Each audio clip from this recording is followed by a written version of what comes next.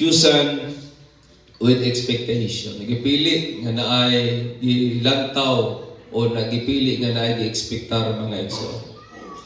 In the book of Isaiah 5:1-7, the Bible said, "Let me sing now for my beloved, a song of my beloved concerning his vineyard. My well-beloved had a vineyard on a fertile hill, and he dug it all around, removed its stones, and planted it with choicest vine.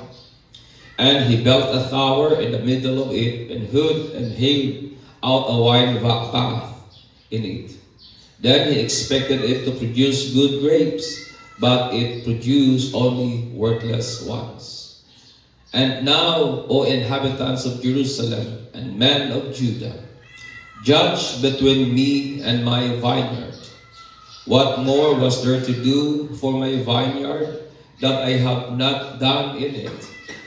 Why then I expected it to produce good grapes, did it produce worthless ones? So now, let me tell you what I am going to do to my vineyard. I will remove its hedge, and it will be consumed. I will break down its wall, and it will be trampled. It will become trampled ground, and I will lay it waste. I will not be prone to hold, but briars and thorns will come up. I will also charge the clouds to rain no rain on it. For the vineyard of the Lord of hosts is the house of Israel, and the men of Judah his delightful plant. Thus he looked for justice, but behold, bloodshed. For righteousness, but behold, a cry of distress." Sa atong panahon karon mga igsoon, ang online na store nagahatag na to convenience sa shopping experience. Amen. Nara ka sa imong balay, maka-shopping na ka. Kalingkod-lingkod lang ka sa imong couch, and then, naka-internet connection, pwede na kang mag-shopping online. Pero, dili makahatag nimo ang assurance nga kanang imuhang mapalit, dili makahatag ang assurance nga walay scam, walay imitation, o ang imuhang produkto nga gipalit, dili piki mga igsoon. Kaniya to, nagpalit ko kanang solar lamp. And then, sa online, tungod kay dako lagi kay ang discount. I think na siguro sa mga 70 or 50% ang discount. And then, gawas niya na, buy one, take one pag yun. So, may ganyo kagayod. So, pilidagan, ako nag-order ko with great expectation, nga kung unsang ilahang gi-advertise, unsang lang gisaad, sumala sa ilahang pagbaligya, maugid po ang ako ang ma-receive. So with great expectation, niabot ang order, pag-abot mga igsoon, grabe akong pagmahay, kaya niabot nga suga, perting mauta. Akong expectar dako ang niabot perting kamayan. No? So wala nagtakdo ang akong expectation o ang niabot mga igsoon. Diya po sa liyo sa simbahan sa una itong wala pa na gamay payag-payag diha. Sige mo kong pananom diha butan. So nakatanon po ko diha og upo. So kailangan tag-upo no. So akong gibuhat, giandam ang tamnanan, gimixan o kanang fertilizer, and then naghimo pagyud ko palatayan, palakatkatan sa upo kay vining man ang upo mo, bukatay man na.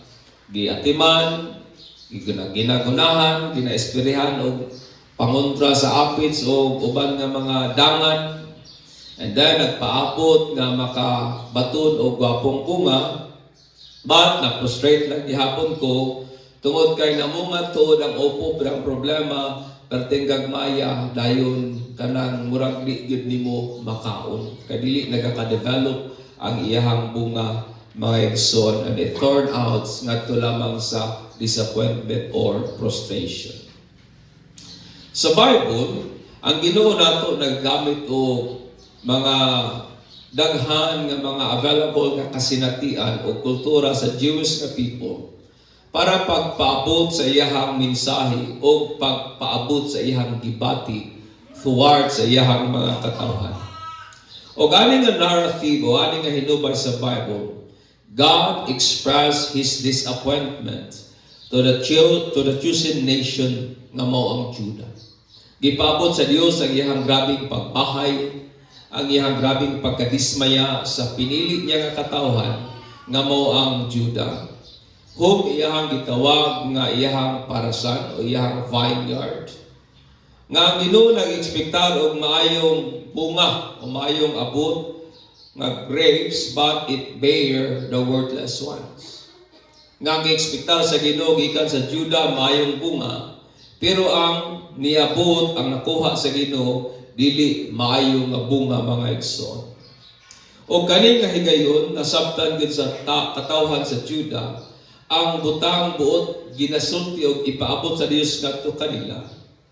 So sama sa Judah, mga igsoon, I believe ikaw ako are chosen by God, but ipili kita sa Dios with great expectation. Amen.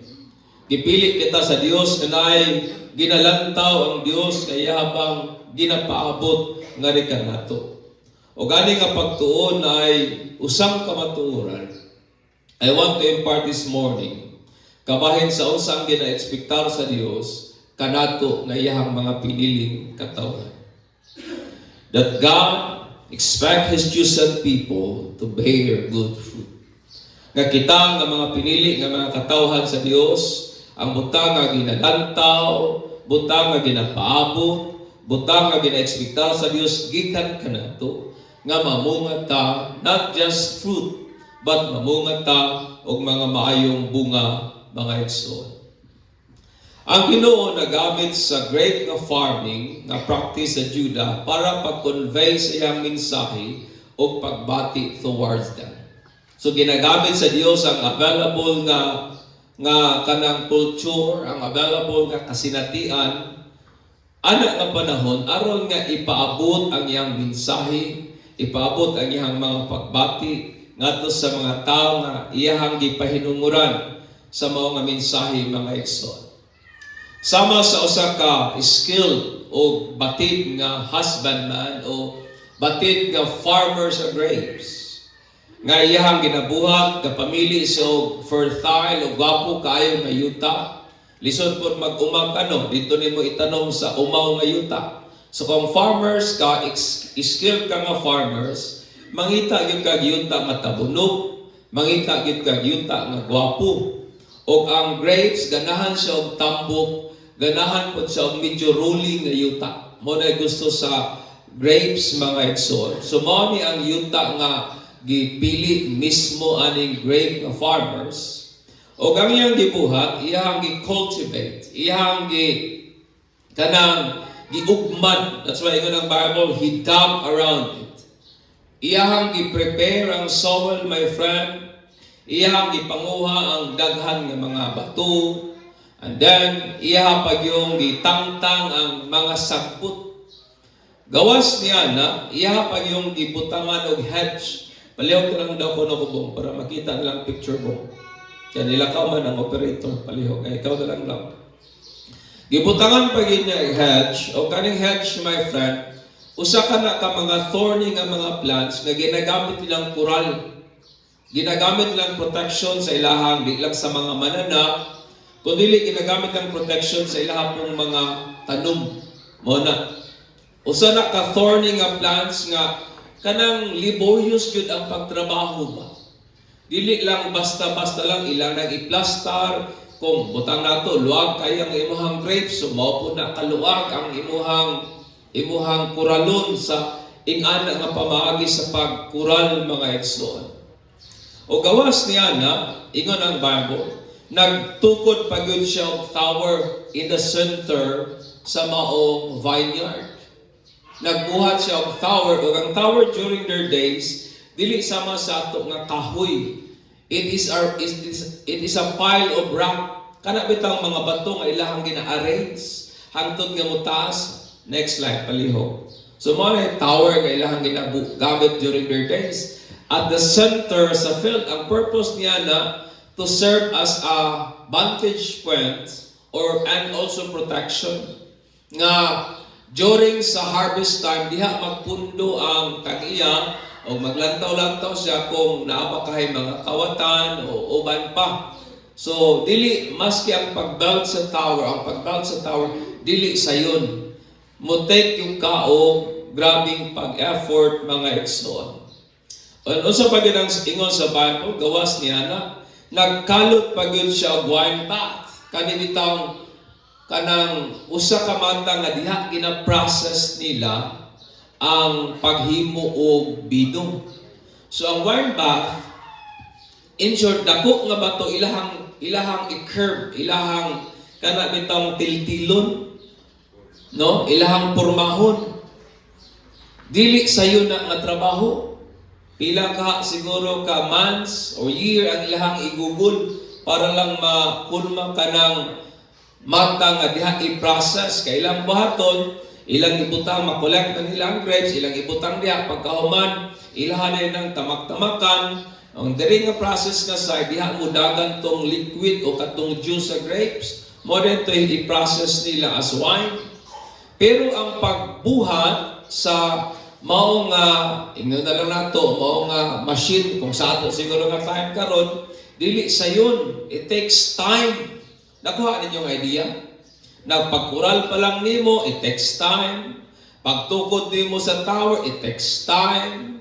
Pag-prepare nimo sa soul, it takes time.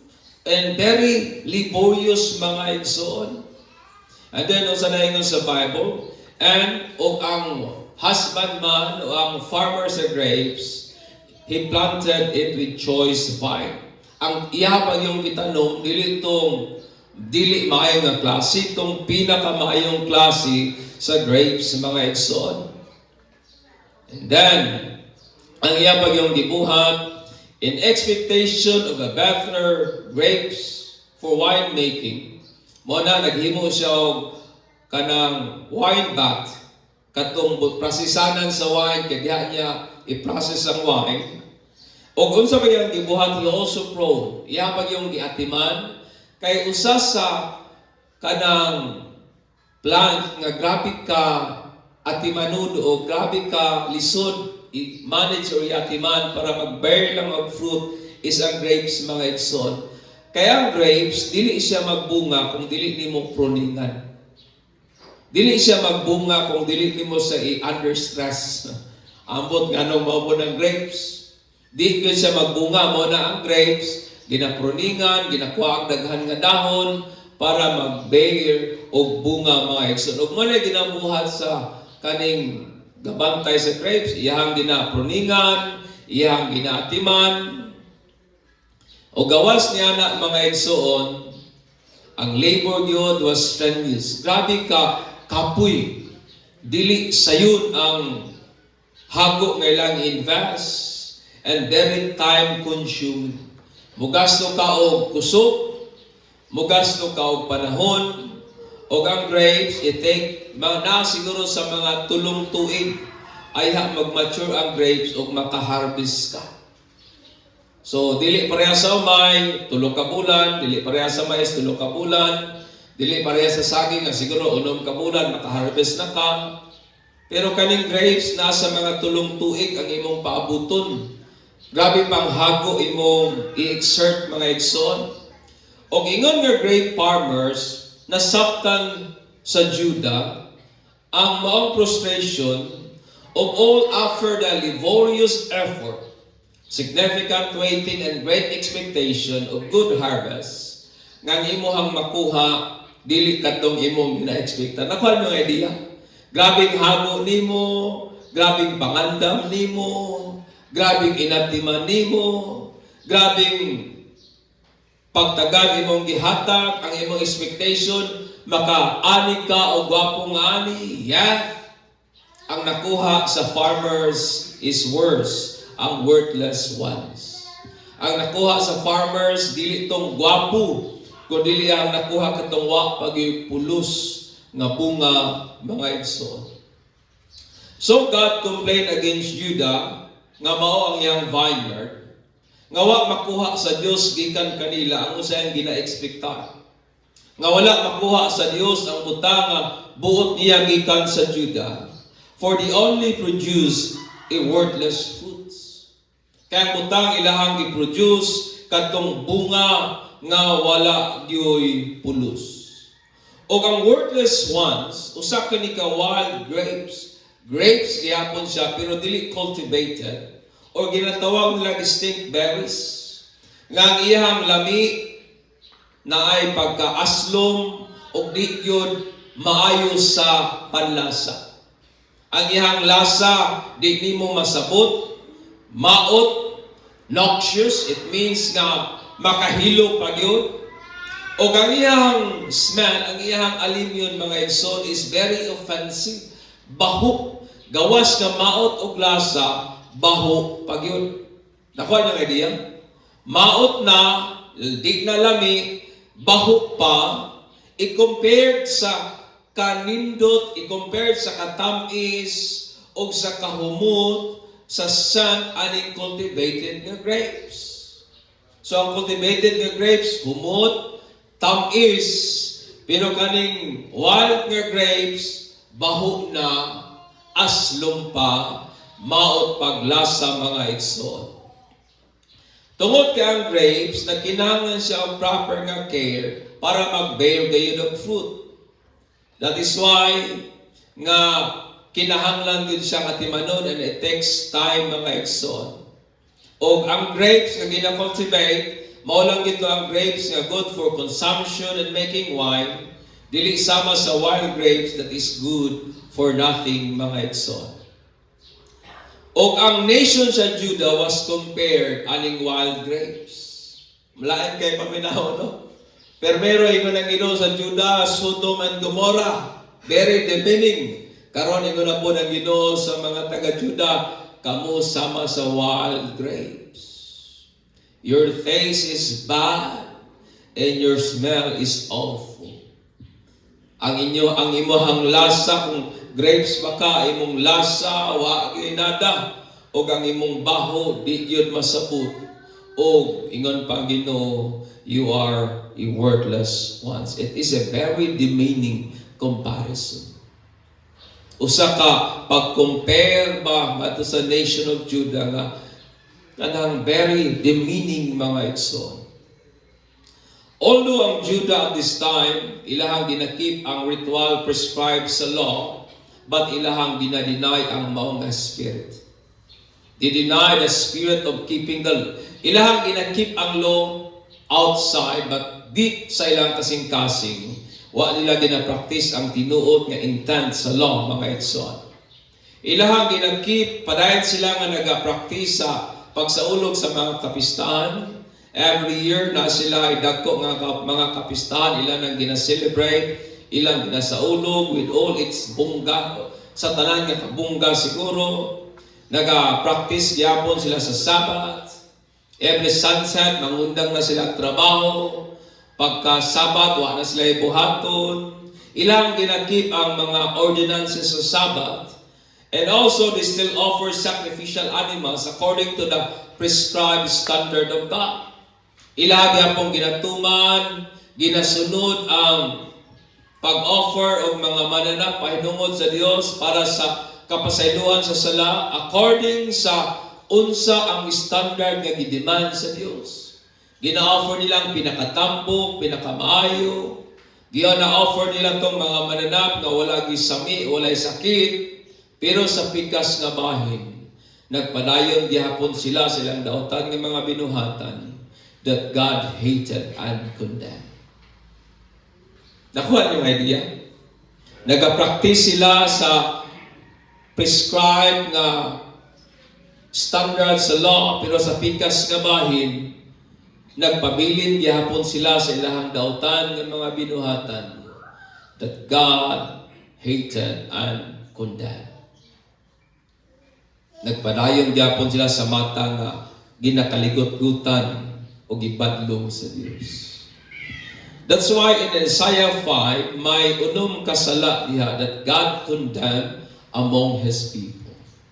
Nay unom kasala nga gibadlong, gikondemn sa Dios kabahin sa iyang mga katawhan. Una, kining greed for material wealth.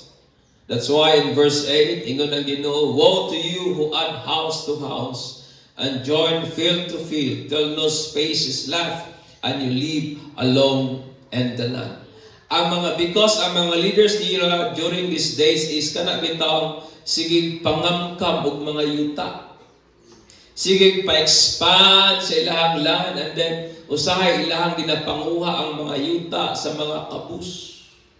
That's why ingon ang Ginoo allowed kamo nga sige lang pa-expand ang yuta out of greediness. In short, sige lang amass of wealth out of greediness.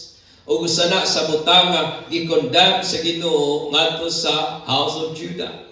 Their greed for material wealth, ang ilang kahakog, ang ilang kauhaw, ang ilang grabing appetite sa kaning mga kaptangan o butang aning kalibutan. God condemned them for that greediness, mga igsoon. Ikaduhang sala that God condemned unto them in verse 11 down to 12 is heavy party and drunkenness. Kanang sobra nga kanang itang grabe nga party o pagkapalahubog. In 11 down to 12 ingon ang Bible, woe to those who rise early in the morning and run after their drink, who stay up late at night till they are inflamed with wine. Sa nga alaot kadtong sayo pa lang sa buntag, hubog na, pagkagabi hasta nang hubuga, who inflame themselves with wine. They have harps and lyres at their banquets, pipes and timbrels and wine, but they have no regard for the deeds of the Lord, no respect for the work of His hand. Nawa sila ilang gihuna-huna ang ilang kalipay, pero wala nila huna-huna ang butang iya sa Diyos. Amen. And this is the very problem sa Judah. Ang ilang ginahuna, their own happiness. Ang ilang ginahuna-huna, their own comfort. Ang ilang gihuna-huna, their own enjoyment. Nga sa pikas nga bahin, wa na nila gitagad ang mga butang iya sa Diyos. Para nila, ang importante malipay lamang sila. Wa na sila ilabot kung ang ilang butang ginakalipay, ikalipay pa ba sa Ginoo. They have no regard on the things of God. Ikatulo, willful defiant of God's law. In 18, ingon ang Bible, woe to those who draw sin along with course of deceit, and wickedness, and us with cart ropes. To those who say, let God harry, let Him hasten His work so we see it. The plan of the Holy One of Israel, let come into view so we may know it. Ang ilang ginabuhat aning panahona, wa na gid ka sila pagtagad sa mga kabalauran o kasuguan nga iya sa Dios. Kana bitong dayagan ang ilahang pag-disobey o gawas nga dayagan, kanang pinasikat na kanang wa na sila konsensya sa pag-defy, sa pag-disobey, sa man ang mga kasuguan sa Dios. Wa na sila kahadlok paghimo og injustice, wala na sila kahadlok pagdawat og bribery, wala na sila kahadlok pag-oppress sa mga needy o mga poor. Yet they keep the prescribed ritual law nga iya sa Dios, pero sa pikas nga bahin, wa na sila kahadlok pag-oppress sa mga poor and mga widow. Yes, nagakip sila sa Sabbath, pero sa pikas nga bahin, ang uban nila nagadawat og bayad, gadawat sila og bribe para pagpabor ni atong mga kwartahan o para paghikaw og hustisya atong mga kabus. Mao niyang kahimtang og naong sa Judah at this time, mga igsoon. Dayagan nga pag-defy sa kabalauran o kasuguan nga iya sa Dios. Twisted understanding of morality in verse 20. Na sila'y hiwi, dili mao nga pagsabot sa moralidad. That's why in 20 God said, woe to those who call evil what good and good evil, who put darkness for light and light for darkness, who put better for sweet and sweet for bitter. Diba? Atong panahon karon, some people called bad, good. Kaning akong ginabuhat, this is good. Pero in the eyes of God, it is bad. It is a twisted understanding of morality. Mo na ilang ginabuhat, ani nga panahon, may hiwi, lubag, dili mao nga panlanta o pagsabot sa moralidad. Nga ang dautan, tawgo nilang maayo, o ang maayo, tawgo nilang dautan. Ang balaan, tawgo nila o di balaan. Ang dili balaan, tawgo nilang sagrado. Ilahang ginabaliktad ang unsaman ang realidad o ang kamatuuran, mga igsoon. They have this twisted understanding of morality. Ingani ka bagsak o kalugmok ang moralidad sa Juda at this time, mga igsoon. Gawas ni Ana in 21, ngayon pag ilang Bible, woe to those who are wise in their own eyes and clever in their own sight. Kaya aning panahon na, they are thinking highly of themselves. Mga conceited kayo ni sila, mga hambugiro na kaayo ba? Ang ilang lantaw, sila na ang pinakamayo. Believe na kayo sila sa ilang kaugalingon. They think highly of themselves. O ingon ang Ginoo, alaod kamo nga naglantaw mangyalamon sa inyong kaugalingong mata, mangyalamon sa inyong kaugalingong panlantaw. Thinking highly of oneself. O ikaw, unom, rampant injustice. Nay, dayagan nga injustisya, mga igsoon. In 22, the Bible said down to 23, woe to those who are heroes of drinking wine, in champion and mixing drinks, who acquits the guilty for a bribe but deny justice to the innocent. Kaya during this, they understand me. During silang panahon, katong nasa mga posisyon, ginagamit nilang ilahang kagahom, pangamkam, pag-amas o land for themselves. Kay lagi hakog ba sa wealth. So sa silang ginabuhat, mga igsoon, kung naay mga kaso-kaso, naay mga complaint, ilahang i-bribe ang kuan, ilahang i-bribe tong mga, kung siguro sa atong nga panahon karon katong mga nato na sa DNR, ingana ba? Ilahang i-bribe, ilahang bayran para mapabor sa ilaha ang desisyon. Ana nagod ka simple. So ang ilang ginabuhat para nga mapasuol sila, so makig-party-party po sila ato mga leader. Di normal man gina, di ba, sa itong panahon karon kung nakay-tuyo kang mayor, so magpa-party-party ka, mag-inom-inom, etc. And then, imo din i-present ang imuhang request, mo po nilang ginabuhatan sa ilahang panahon.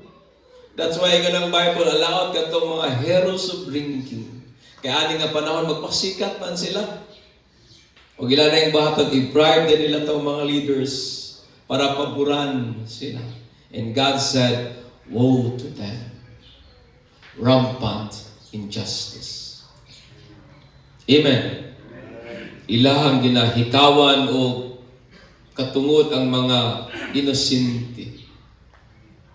Ilahang ginabayran katong mga nasa pangagamahanan para mo pabor sa ilaha, mo pabor sa usay gusto nila igsoon. With this woe, God addressed from his people.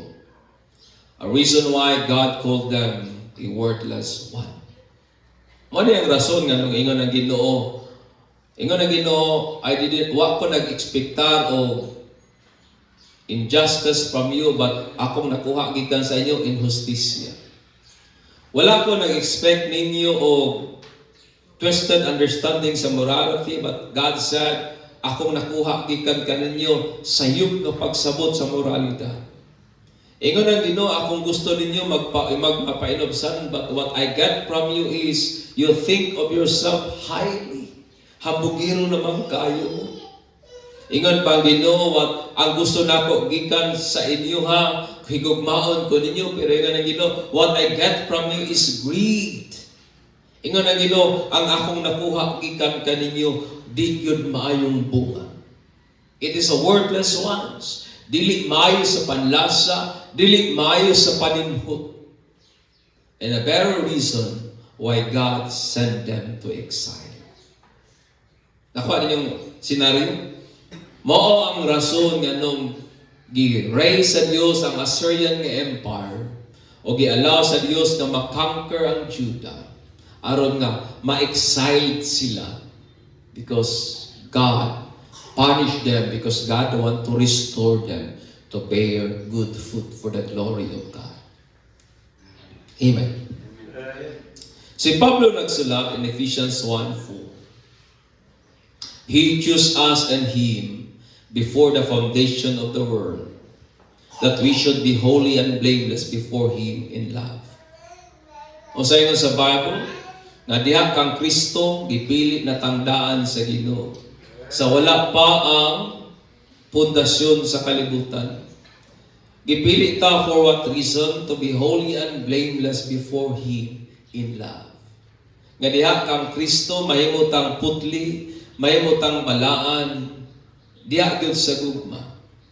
And in John 15:6 ingon ang Bible, si Jesus Christ mismo ningon, "You did not choose me, but I chose you and appointed you so that you might go and what? Bear fruit." Manglakaw, ug unsay purpose sa pag-go, magbunga, o kaninga bunga, mulungtad sa walay kahangturan, so that whatever we ask or you ask in my name, the Father will give you. Ingon si Jesus, mao kaniyang katuyuan sa iyang pagpili o pagtawag kanato, nga ikaw ug ako magapamunga og daghang mga bunga o kaninga bunga mga igsoon mulungtad sa walay kahangturan ug unsa may atong pangayon nga kaniya the Bible said iyang igahatag kanato. In John 15:16, in John 15:5 ingon ang Bible, I am the vine, you are the branches. He who abides in me and I in him, he bears much fruit. For apart from me, you can do nothing. Amen. Si Jesus ang tinuod nga paras, o si Jesus ang tinuod nga vine, kita ang sanga. That's why ni Jesus, gawas kaniya wala kitay mahimo. Kaya ang sanga, dili magyud maga pamunga kung imuhang i-detach gikan sa punuan. Ang sanga dili makapamunga kung imuhang tangtangon gikan sa punuan o sa vine mga igsoon. For one of the observable evidence of being connected in Christ is fruitfulness, my friend. Ang ebidensya nga ang tao naa diha kang Kristo, ang ebidensya nga ang tao connected kang Christ, ang ebidensya nga ang tao nagpabilin diha kang Kristo, o ang pulong ni Kristo nagpabilin nga na kaniya, nga siya nagapamunga gayon. Amen. Nga siya nagabear gayon of fruits. Therefore, this concludes that God expects fruit from His people. And the fruit is what He expected from His people. Nga kining atong Ginoo nagdahom, naglantaw, nagpaabot, nag-ekspektar og bunga, o kining bunga muning butang iyang gina-ekspektar nga ri kanato. What I mean simply as this, God expect us to be faithful. God expect us to be righteous. God expect us to be godly. God expect us to be generous. God expect us to be kanabitang nagabuhat og mga good work. God expect us to be like Christ. Mo na ang bunga nga ginalantaw, ginapaabot sa Ginoo nga ri kanato mga igsoon. Mo na ang butang nga ginahandom sa Dios gikan kanato. Amen.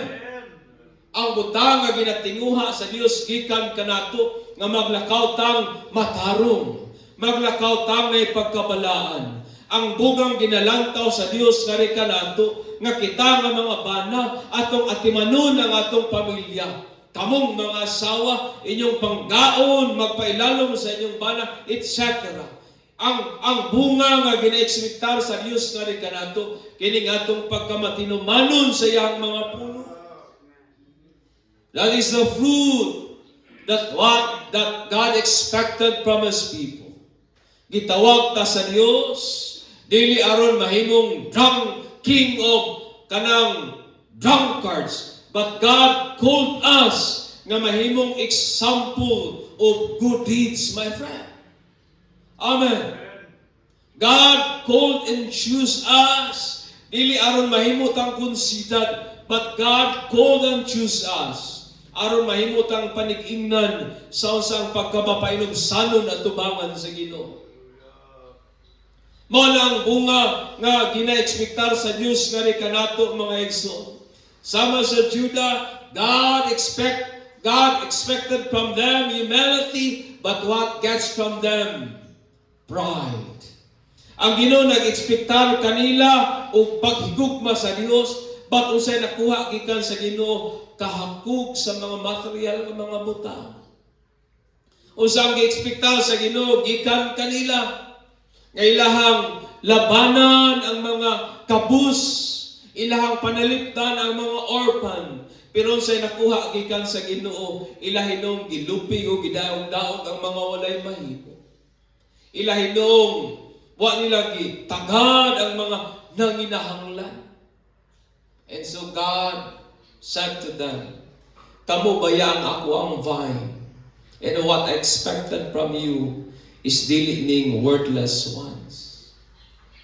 Mauman kanato nga mga Kristohanon, God choose us with great expectation. Giluwas ta sa Dios, gipili ta sa Dios, and He expected from us fruits. Amen. Ang bunga igsoon dili lang nang nakay nakabig. Ang bunga naghisgot na sa mga pamatasan nato nga nagliwat kang Kristo. Ang bunga naghisgot na sa atong pagkamatinud-anon sa pagpangalagad sa Ginoo. Ang bunga naghisgot na sa atong mga maayong gawi nga ginabuhat sumala sa atong pagtuo diha kang Kristo. In short, ang bunga katong mga butang nga ginahandom, ginalantaw sa Dios nga iyahang makita gikan nato. Amen. That is the fruit. And so God said, ngadto sa Judah, nga what He gets from them is not the food nga iyahang buot. That's why God sent them to exile. Ang purpose sa Ginoo to redeem them. Di ba mo na purpose sa Ginoo? Ang purpose sa Ginoo sa exile dili man para i-condemn, but para i-restore, i-rearrange, i-reestablish, or ingno na lang siguro nato i-reprogram ang ilang huna-huna para nga matangtang tong mga dili mao og ma-realign sila og balik sa katuyuan nga iya sa Ginoo. That is the very purpose of God. Amen. Inay mong tapad o inay mong kaugalingon, gipili ko sa Ginoo with expectation. O kung saan i-expectar sa Ginoo gikan nato bunga mga igsoon. O ang bunga naghisgot na sa mayong binuhatan, naghisgot na sa atong pagkamatinud-anon, naghisgot na sa butang nga buot sa Dios makita gikan nato. Sa atong pag-alagad, sa atong pagsunod o pagtamod sa iyahang mga tulong. Amen. Mga paninod ta.